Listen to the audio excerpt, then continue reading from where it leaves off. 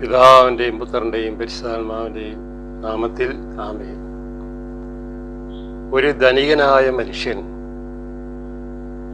യേശുവിനെ കാണാൻ ആഗ്രഹിക്കുകയാണ്. അങ്ങനെ അവൻ ഭവനം വിട്ടിറങ്ങി മുമ്പേ ഓടുകയാണ്.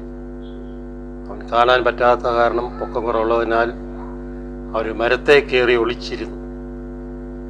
യേശു അവന് പേരറിയില്ല, യേശുവിന് അവനറിയില്ല, രണ്ടുപേർക്കും അവർക്കൊക്കെ അറിയില്ല. പക്ഷേ മരത്തിൻ്റെ ചുവട്ടിൽ വന്നപ്പോൾ യേശു ഉറക്കെ വിളിച്ചു, സഖിയോസ്, നീ വേഗം ഇറങ്ങി വരിക, ഇന്ന് എനിക്ക് നിന്റെ ഭവനത്തിൽ താമസിക്കേണ്ടിയിരിക്കുന്നു. അവൻ തിടുക്കത്തിൽ ഇറങ്ങി വന്നു. യേശു അവൻ്റെ കൂടെ പോയി. നമുക്ക് ആ വചനം ഒന്ന് ശ്രമിക്കാം.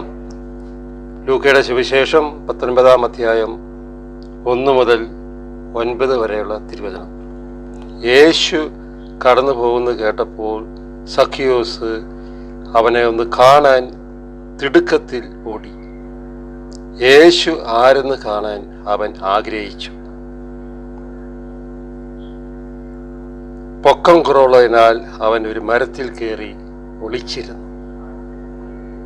യേശു അവനോട് പറഞ്ഞു, നീ വേഗം ഇറങ്ങി വരിക, ഇന്ന് എനിക്ക് നിന്റെ വീട്ടിൽ താമസിക്കേണ്ടിയിരിക്കുന്നു. അവൻ ഇറക്കത്തിൽ ഓടി വന്നു. അവിടെ എത്തിയപ്പോൾ അവൻ മുകളിലേക്ക് നോക്കി സഖിയോസ് എന്ന് പേര് ചൊല്ലി വിളിച്ചു.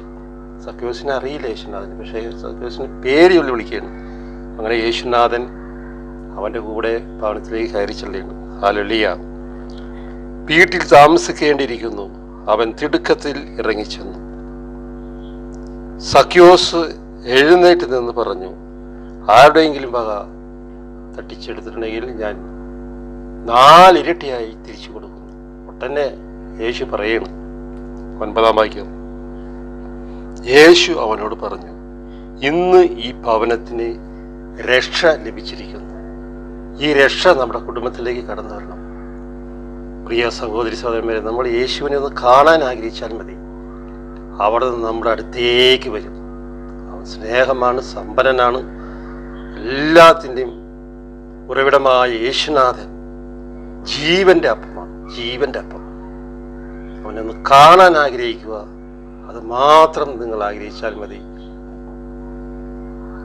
യേശുനാഥൻ നമ്മുടെ അടുത്തേക്ക് വരും. ഹല്ലേലൂയ.